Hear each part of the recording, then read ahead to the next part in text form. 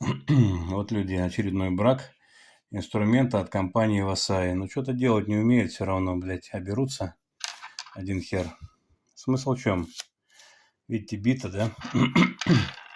После работы в течение 10 минут что-то произошло с этим патроном, и биту из патрона достать невозможно. То есть вот эта обойма, она не отодвигается никак для того, чтобы достать биту.